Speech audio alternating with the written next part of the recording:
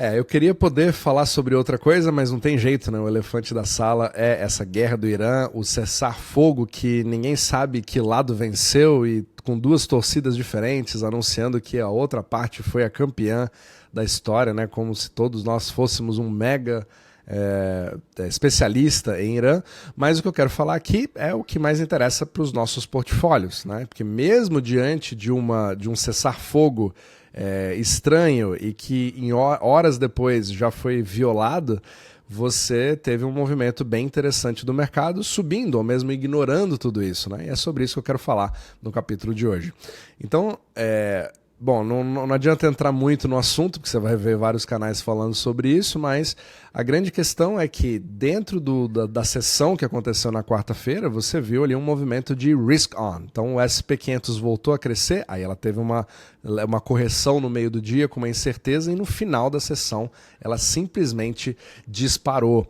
Então aqui, literalmente mostrando, né, que em um dia, né, na sessão de quarta-feira de hoje, ela acabou fazendo com que os mercados tenham demonstrado que, olha, eu só quero algum tipo de motivo, eu quero uma desculpa para poder subir. E o gráfico da SP500 mostra exatamente isso. Então você vê aqui, ele literalmente quase numa vertical ali nos últimos momentos da sessão, tendo ali uma subida de 2,5% num dia só. Será que isso é a nova tendência a partir de agora? Obviamente, resta ver a cena dos próximos capítulos, mas para você ver que como é impossível você fazer qualquer tipo de análise assim fundamental sobre as empresas, etc., se você está diante desse mundo geopolítico de statecraft, né? Ou seja, cada país pensando em si mesmo e você não sabe quais são os próximos aliados, se vai estourar uma outra guerra, se vai ter um outro tweet que vai mudar absolutamente tudo, e é isso que a gente vai ter que lidar. Todos os investidores têm que lidar com esse tipo de volatilidade que vem crescendo cada vez mais. Agora, uma questão interessante é a mudança do comportamento do ouro em relação a capítulos como esses, né? Porque, em princípio, todo mundo vai falar que isso daqui, o ouro, ele se trata do porto seguro, né? Então, se você tem uma incerteza, se tem algum tipo de problema, você vai para o ouro para tentar se proteger. E aí, quando você tem uma boa notícia, entre aspas, né, como a de hoje, né, estamos falando de um possível cessar-fogo, que na verdade não é um acordo de paz, que só vai durar 2 semanas, mas não durou nem 24 horas, e não se sabe o que vai acontecer, mas o mercado ignora assim mesmo, mas isso é uma boa notícia. Então essa é a boa notícia que o mercado interpreta. O ouro sobe. Em princípio ele deveria estar caindo, né? Se você tem um alívio, os mercados estão tranquilos, você realiza os seus lucros, etc. E não é bem o que nós estamos vendo nesse momento. Então você vê uma completa insanidade, né, dos mercados ultimamente, aqui subindo 0,4% nesse exato momento, mas é muito interessante a gente acompanhar se o ouro vai continuar nesse comportamento de risk-on, né, como se ele fosse SP500, aumentando aí essa correlação. E o Bitcoin teve também um movimento bem interessante nas últimas 24 horas, subindo aí mais de 5%, e agora uma leve correção, mas pelo menos até então, né, fechando aqui o dia com $71 mil, né, acima dos $70 mil, já fazia algum tempo que eu não estava nesse patamar. Mas só antes da gente continuar, se você gosta desse tipo de conteúdo, né, sobre mecânica monetária, sobre tudo que envolve ali o fourth turning, né, que é exatamente o caos que nós estamos vivendo nesse exato momento, representado aqui por tudo que nós estamos vendo em 2026, você pode nos seguir aqui no Substack, com vídeos totalmente gratuitos de segundas a sextas-feiras, mas nós temos também um conteúdo premium, né? Mostramos aqui o nosso próprio portfólio, o que nós estamos fazendo nesse exato momento, e membros podem acompanhar toda a movimentação do nosso portfólio e também ter ali interações comigo, etc., tirando dúvidas e a gente podendo fazer tudo isso em conjunto, né, junto com outro grupo de investidores aqui. E se você também quiser receber esses conteúdos por escrito, sem propaganda, você também recebe isso via e-mail. Então todos os links estão aqui na descrição abaixo, é totalmente gratuito de você assinar esse newsletter pelo Substack.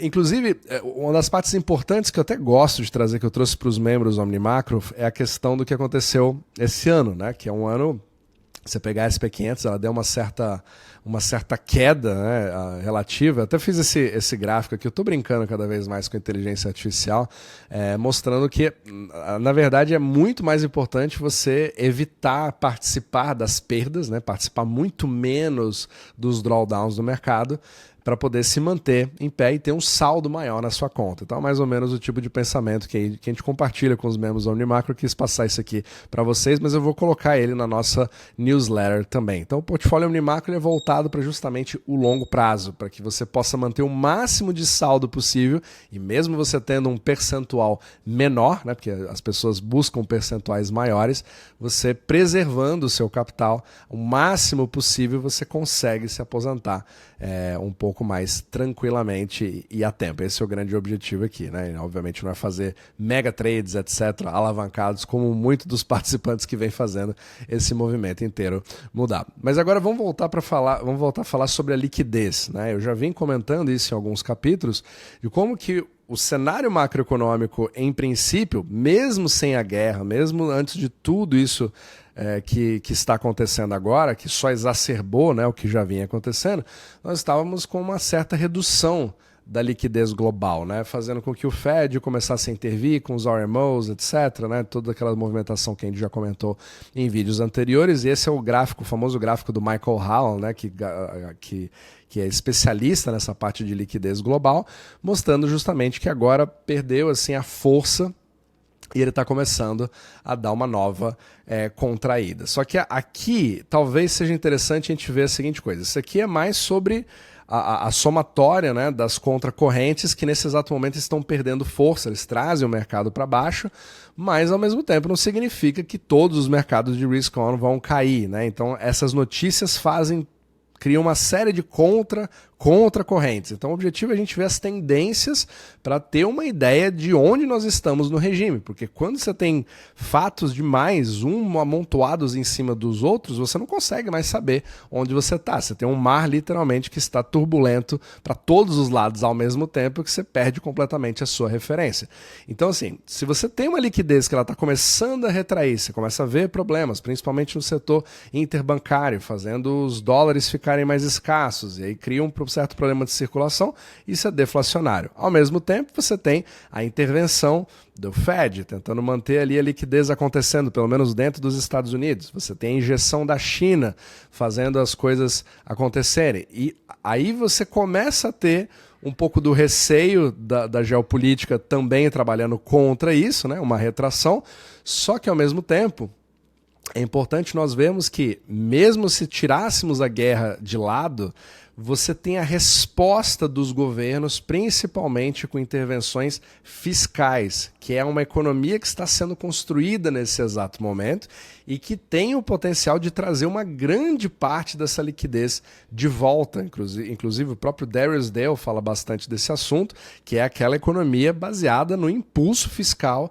onde os empregos são empregos públicos, onde você tem investimentos diretos baseados em, digamos assim, interesses estratégicos nacionais, investimentos dentro dos Estados Unidos. Eu falei em capítulos anteriores, como até os índices que falam sobre fretes de caminhões, né, que acontecem não por produtos importados da China ou de outros lugares, mas sim baseados em atividade dentro dos próprios Estados Unidos. E isso também está acontecendo em outros países, porque o grande objetivo é você tentar fazer uma reindustrialização e uma forma de você voltar para esse novo tipo de economia mais mercantilista que se existia antes, né? Esse é um tema muito falado ali pelo Michael Avery, né? Quem sabe que acompanha bastante o trabalho dele também.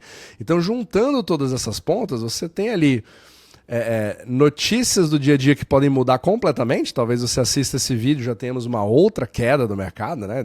Basta uma bomba explodir que o negócio já parece que agora não temos mais o acordo, as 2 semanas já acabaram antes de começar, então agora temos mais motivos para ficar preocupados, ou uma nova ameaça do Trump, e aí você tem no intraday é literalmente impossível nesse exato momento. Agora, a gente ainda tentando manter essa bússola para tentar entender que temos uma certa queda já natural dessa liquidez que vai exigir uma certa resposta, isso é muito importante sabermos, até porque movimentos estão sendo paralisados por conta da guerra nesse exato momento. Vou dar um exemplo. Se você pega ali os investimentos do Oriente Médio que foram prometidos ali nos acordos feitos com o Trump, você tem bilhões de dólares de capital que deveriam fluir para os Estados Unidos, mas ao mesmo tempo eles precisam manter isso com qual capital? Com oriundo do petróleo. E para isso você precisa resolver o Estreito de Hormuz. Então, você tem uma engrenagem que ela está meio travada nesse exato momento, e aí você vai ter um certo rearranjo, que é exatamente o que nós estamos vivendo agora, e deixa a coisa muito mais difícil de você tentar prever. Então, talvez seja uma das coisas que você precisa colocar, né, no seu radar, né, para ver as coisas de curtíssimo prazo, que são as notícias, e acaba sendo o grande foco de todo mundo, né?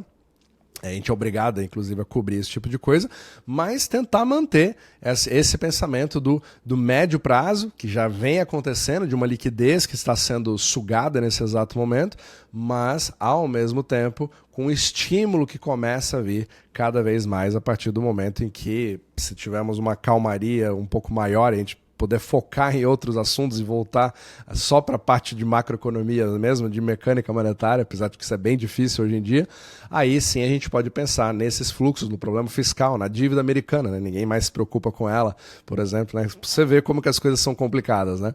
Então isso vai acabar definindo talvez um novo regime no qual a gente vai ter um novo fôlego para essa liquidez que nesse exato momento está meio danificado, né? Mas como sempre, a gente precisa ver a cena dos próximos capítulos, porque literalmente o resultado de um dia pode ser revertido completamente no dia seguinte.